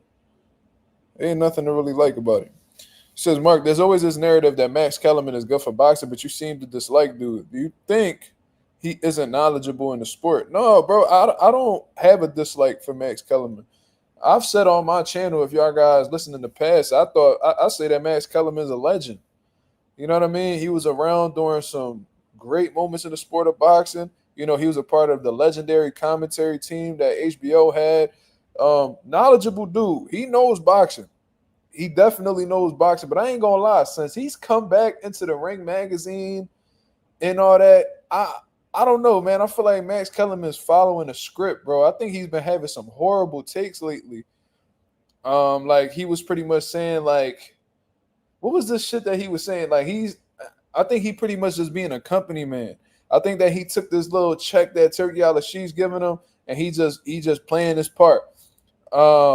Like for instance, this motherfucker said that when he was doing the interview with Jaron Ennis, and I'm gonna bring that up as well, that you know Jaron Ennis was the champion, but the reason why he was the champion was because he had the Ring magazine belt, and that the other guys who had world titles weren't world champions. They were champions of sanctioning bodies. Like, what? Nigga, don't do that. Don't do that, bro. Like, don't try to disregard other sanctioning bodies to try to uplift or validate the Ring magazine, bro. They are legitimate in their own way. The WBO, the IBF, the WBA, the WBC, the Ring magazine. You know what I mean? To be real, the Ring magazine ain't even one of the 4 major titles that's,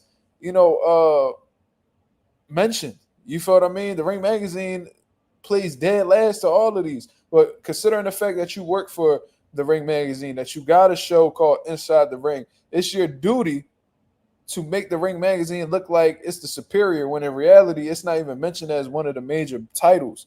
So in order for the only reason why in Max Kellerman's head that Jaron Ennis is the champion or was the champion at welterweight was because he ended up obtaining the Ring magazine after defeating Amata Stanionis. No, Jaron Ennis was a fucking champion when they elevated him to the IBF welterweight champion of the world, whether you like it or not. He would have been the champion, one of the champions in the division, regardless if he didn't have the Ring magazine, if he would have defeated Amata Stanionis, because he would have then have had the IBF and the WBA. The fucking Ring magazine don't legitimize you as a champion. It's a great, title to have. The Ring magazine has its history. There's no doubt about that.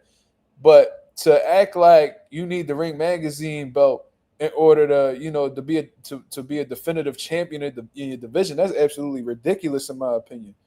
You know what I'm saying? And I think that's what Ring magazine and Turkey Al-Sheikh, I think that's their main objective right now, is try to, push the Ring magazine belt as if it's the title, like it's the number 1 title. And you can see that's what they're doing with TKO boxing right now. They said their rankings is going to be based off of the Ring magazine's rankings. You know what I mean? Outside of the TKO belt, the only belt they're going to recognize is the Ring magazine title. Like, I see the whole play. I see what they're trying to do. But at the end of the day, bro, I disagree heavy with Max Kellerman. You know what I mean? He said, "Oh, you be 3, 4, 5 division champion, but you were never the champion." So, so you could have you could have the IBF, the WBA, the WBC, the WBO, but because you don't have the Ring magazine, you're not the champion. Like, what? Motherfucker, as long as you got either one of those 4 belts, you a champion.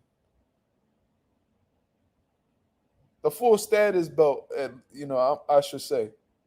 We don't really count the interims and the regulars and the WBO Latinos and all that bullshit. But if you have the WBO world title, you're a fucking champion, and you don't need the Ring magazine belt in order to feel like you're a champion. So I don't know what type time Max Kellerman been on since he been back. He's a lot more knowledgeable than that. But I think at this point in time, he's selling out. Like, fuck it, bro. They paying me the money. You know what I mean? Because Max Kellerman was cool off this boxing shit. He was out in Florida chilling somewhere. Once the ESPN let him go, he was just chilling somewhere, just enjoying his money. But Turkey Al-Sheikh offered him a bag. He couldn't refuse, just like a lot of people do when they work with Turkey. They couldn't refuse the bet. And he was like, man, fuck it. He gonna keep paying me this. Oh yeah, I'm gonna push you better believe I'm gonna push these narratives to keep getting that bag. Max Kellerman is a very knowledgeable individual in the sport of boxing. That's without a doubt. But I think at this certain time in his life or career, whatever you want to say, he gonna push whatever propaganda he need to push in order to stay employed, because the motherfucker been having trouble staying employed lately. HBO shut down. ESPN let him go when he was having that trouble with Stephen A. He like, man, I'm trying to keep a motherfucking job. These niggas man, what I gotta do to keep this job? Do the shit Tim Bradley do. Be a good boy. Say what the fuck they want you to say. And, push their product. Even if it means, degrading other people. That's what it looked like to me. Then the IBA title should be a major belt too. I mean, I think you meant to say the IBO. I don't know anything about the IBA. I heard of the IBO. The IBO is a world title in its own right. It's just not recognized in boxing as much as the other 4 major titles. But technically, the IBO is a world title. So you can say that you're a world champion. The problem is the IBO is not recognized like the other world. Like they're not the IBO is not held to the the highest regard, like I said, like the WBA, the WBO, the WBC, the IBF. You know what I'm saying? So Luis Malima could be like, yo, I'm world champion, but people not gonna really look at it as big of a deal than somebody being an IBF champion, WBC champion, etc. You feel what I mean? He said, yeah, it's the Ring's platform. He's kissing ass like the rest. That's all I'm trying to say. Y'all get where I'm coming from. So Eubank Jr. was world champ. Technically, yeah. Technically. They're a world title. You feel what I mean? But do we really hold the IBO to a high regard? Not really. So it's like, yeah, you got that, but it's like, we not really impressed by that because the IBO doesn't have the same history or the same respect that these other major titles got.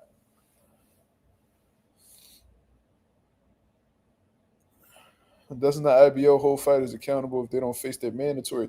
To be honest with you, stranger, I'm not too knowledgeable on the IBO and what their rulings are, but I will hope they will hold fighters accountable. I'm going to say that.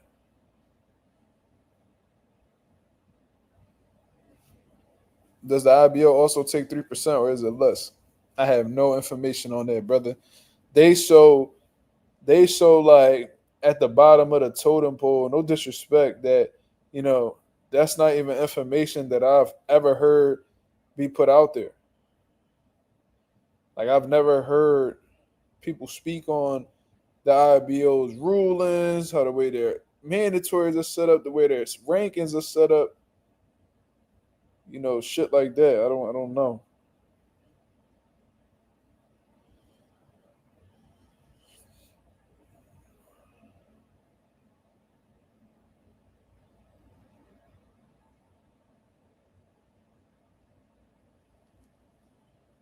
More belts mean more opportunities for fighters. That is one way to put it. You know what I mean? I guess that's the pro that comes out of that. However, you know, the con is there's too many champions. And the more belts that you put out of there, the more belts you put out here, the harder it's gonna become to create one champion in the division. Because that should be the main objective of everything. Me personally, I think 4 belts is enough. You know what I mean? Like, collect all 4 belts, you know what I mean? That can make things interesting in the division. You can mix up some good fights. You know, if everybody's doing what they need to do, eventually there'll be an undisputed champion. That's why I was a huge fan of like those Super 6 tournaments, because there's nowhere to run, nowhere to hide. You know what I mean? You signed up for the tournament. You got to be ready for whatever comes out of that. You can't pick and choose who you're working with. You know what I mean? They put you in a bracket. You win this fight, you move on, and then you go to the finals. All 4 belts is on the line. You win, you become that undisputed champion. I think Alexander Usyk did it. Andre Ward took part in the division. He had 3 out of the 4 major titles. Lucien Butte didn't really want to fight him, so he had to move on. I think Josh Taylor, didn't Josh Taylor play a part in that Super 6, or I'm tripping? I think Josh Taylor took part in that competition as well. He came out successful. So yeah. Now you were anyway too. I remember that. I do remember that. Vaguely, but I remember that. You know what I mean? But I think 4 belts is enough, man. You know what I mean? People saying, "Oh, it's only 1 belt." You know, there should only be 1 belt per division. I'm okay with 4. You know what I mean?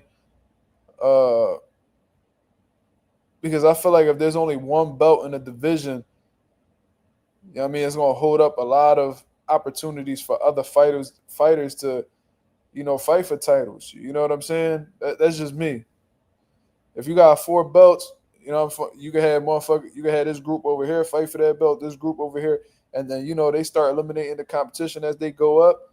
You know what I mean? You start getting these unification fights, then boom, you got 2 people at the end, they rumble.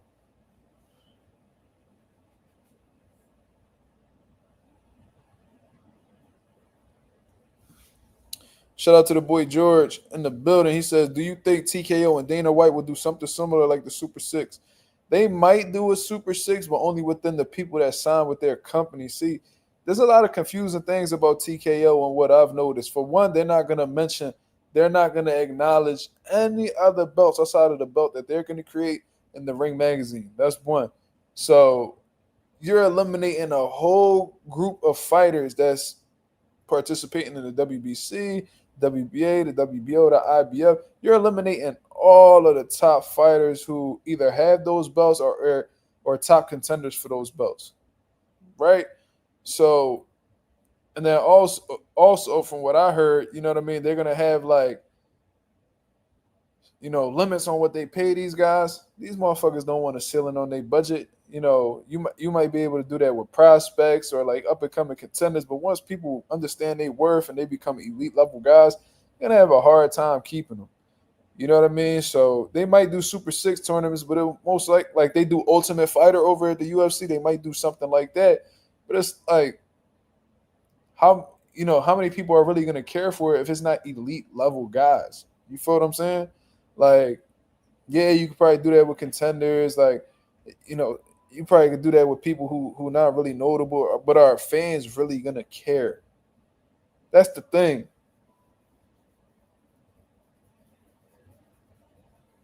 Like, I don't know. There's still a lot of question marks around that. But the few things that I have learned about TKO and how they're gonna move, I don't know. I think Dana White's trying to bring like a UFC type system to boxing, and he thinks, and you know, he tried it before, it didn't work.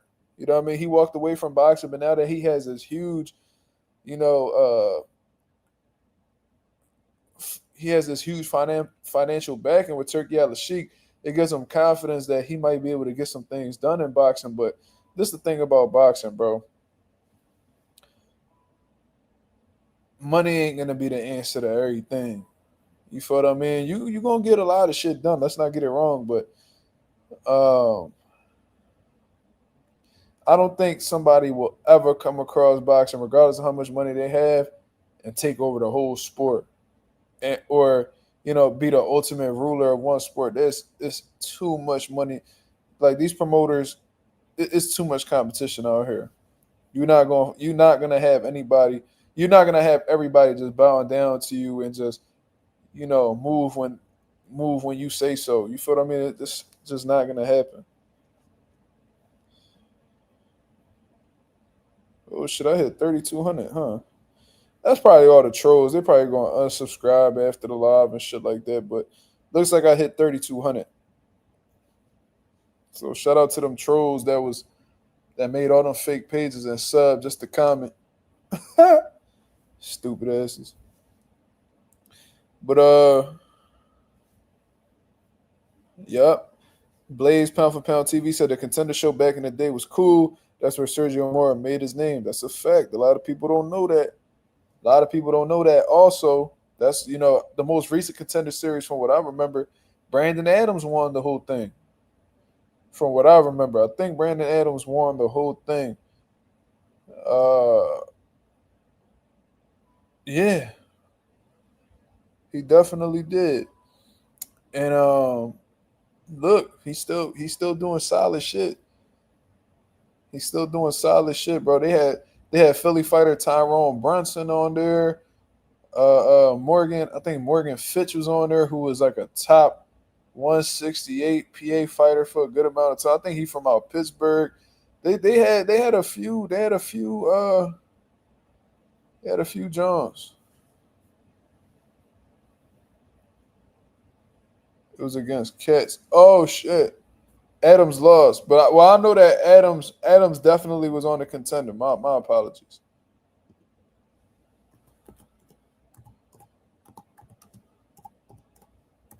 Let me see. Let me refresh my memory on that.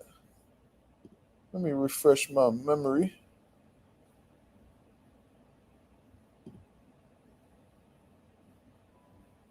Oh yeah, I remember this motherfucker.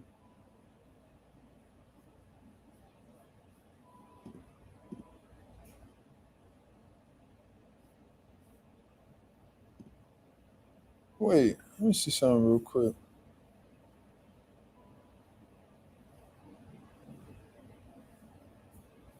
I'm trying to go back. Hold on. Brandon Adams.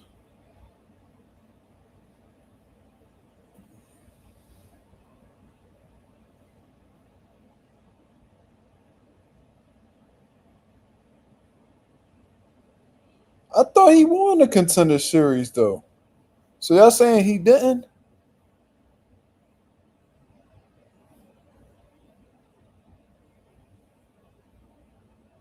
I'm saying he won a Contender. I didn't say he. So when he was on a Contender, he beat Brunson. He beat the Kytroff dude. He beat Eric Walker, and I think he beat. Yeah. He beat Shane Mosley Jr. in the finals. I remember that. See, look right here. It says it. Contender Series 5 middleweight final / championship. Yeah, he beat Shane Mosley Jr. in the final. Shane Mosley was beating niggas' asses on the Contender, bro. They was sleeping on Shane Mosley Jr. And he was over there putting belt to ass. He was definitely. That was the one I was watching back in like 2018. I think that was like 2018 when they was rumbling. Yup, 2018. I remember that shit clear as day because that's when I was boxing. And I kept hearing like while they were shooting the Contender Series, I was hearing little things. You know what I'm saying? Like Tyrone Brunson, you know what I mean? They said he had lost and that's why. But they was keeping everything low key. They wasn't even putting the fights on BoxRec until the series got released. You feel what I'm saying? And I was hearing like little rumblings. It had Philly excited when they brought the Contender Series back. It was exciting. Oh, so they ended up doing another one. I didn't even know that. I didn't even know that the Contender did another. I didn't know they did another one, but that's dope. That's dope.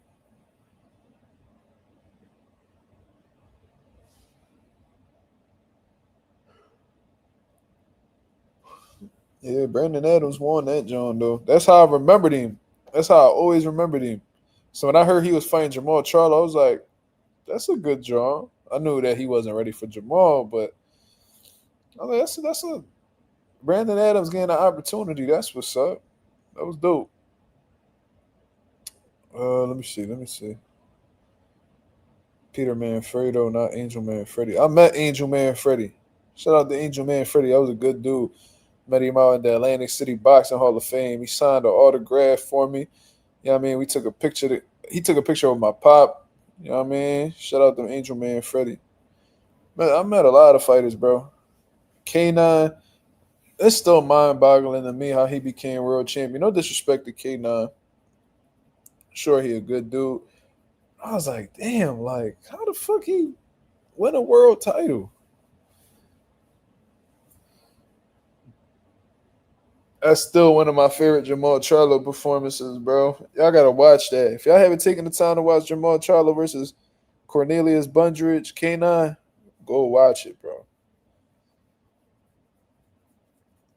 The composure that Jamal Charlo showed, like that fight is like the example of not looking for the knockout, just let the knockout come.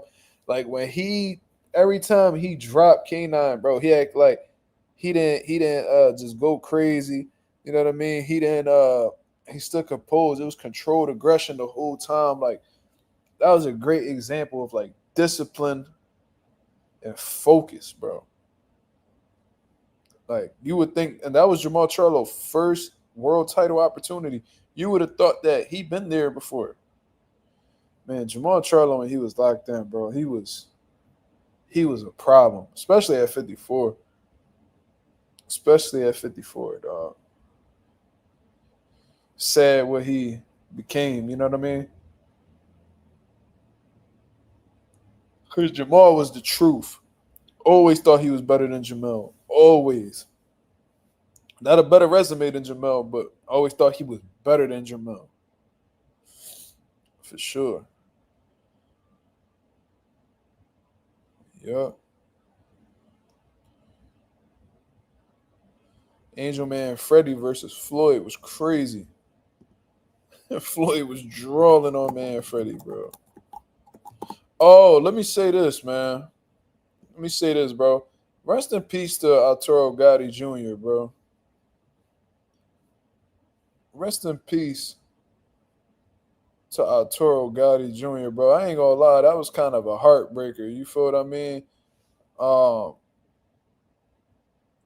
17 years old, bro. 17 years old. So they said they found him in an apartment out in Mexico City. I don't know what's true. I don't know what's not. I was reading up. They said they found him the same way they found his father. And if you know the situation with his father, bro, that's a serious hurt piece, bro. I can't even imagine. Like 17 years old, bro. Like you talking about an 11th grader. You ain't even graduate high school, bro. Like you ain't even get to really enjoy your life. I'm 27 years old, and I still don't understand what life is in its entirety yet. So I know you don't got it figured out when you 17, bro. Man, check in with your people. Always, man. That's heartbreaking, bro. No, like I don't know if it's because, and I never really had empathy like that until I had a son. So now when I hear, this is just me probably being on dad mode, but just hearing young dudes like taking their own lives and just being such in a dark place, they go out of their way to harm themselves. I don't know exactly what the story is with Arturo Gotti Jr., but from what I've been reading, you know what I mean, they're alluding to him unaliving himself. You know what I'm saying? So not to be messy or chatty patty, nothing like that. But if that's the case, bro, that's very, very unfortunate. That's very sad. And I'm praying for the Gotti family, bro, because, you know, shouldn't nobody be doing that bad that they're willing to do that to themselves, bro. You got people who, and you know, anybody in the chat that ever feel like that, bro, you got people who love you, man. You got people that truly care about you and want to see you do well, and you know what I mean. Your mind could really play tricks on you where you may feel like you all alone. Little do you know, you got a whole village behind you that wants to do well, bro. Like, you gotta stick around. Stick around for your family. Stick around for your mother, bro. Do you want your mother or your father to bury you, man? If anything, it should be the opposite. You know what I mean? People care about you, man. Your family cares about you. And I hope y'all really get through the storm, man, because, you know, especially with men, you know, there's always been this thing amongst men where, you know, you're not really exposed to express how you feel and you bottle things up, bro. Communicate, man. Say what's on your mind, even if, you know, you feel like people won't understand you, you know, understand your perspective or anything like that, bro. Get it off your mind, get it off your chest, and do things that keep your mind occupied, bro. Super sad, bro. 17 years old. That's a heartbreaker. I don't really know any information on Arturo Gotti Jr. I just know what was put out to the public. I don't know if he lived in Mexico City. I don't know if he was on vacation. I don't know if he was training. I don't know. You know what I'm saying? But they did from what I read, I did hear them say that there was an apartment. So it could possibly not be his apartment, but maybe he did live there. Man. Should no 17-year-old be, you know, taking themselves away from Earth, bro? I can't understand that. But rest in peace to Arturo Gotti Jr., man. I hope the boxing community really comes together to help the family out. You know what I mean? Do whatever they can to look out for them because this is a very devastating situation. R.I.P. to Ricky Hatton. You know what I mean? Still haven't really revealed much details on him, but he was only 46, bro. Like, that man was younger than my mother. My mother's 49. My father, he's 54. You know what I mean? Ricky Hatton ain't even make it to his 50s, bro. Like, take care of yourselves out here, man. Don't abuse your body, bro. You only got one. So take care of your body so it can take care of you. You know, do things that's in the best interest of not only yourself, but like your overall mental health. Prioritize your mental health, bro. Because, you know, if you don't, you can really put yourself in a dark place that you may not be able to return from. So that's all I really got to say about that. That's how I'm going to end the live, actually. I hope you guys have a blessed, beautiful night, man. Shout out to everybody that's in the building supporting the channel. You know what I mean? I don't know how much longer we going to be at the 3,200 mark. But shout out to the trolls for getting me there. I'm going to just say that. Like I said, I'll probably go back down to, you know, the 190s after they unsubscribe and all that bullshit, but it is what it is.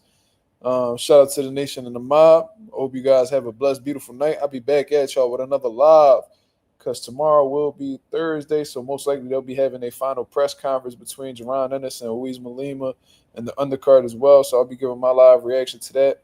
You know what I mean? And all that good stuff, man. So Y'all be on the lookout for the next live, 10:30 p.m. Eastern Standard Time tomorrow. Until then, I hope you guys have a blessed, beautiful one. I'm up out of here, man. Peace.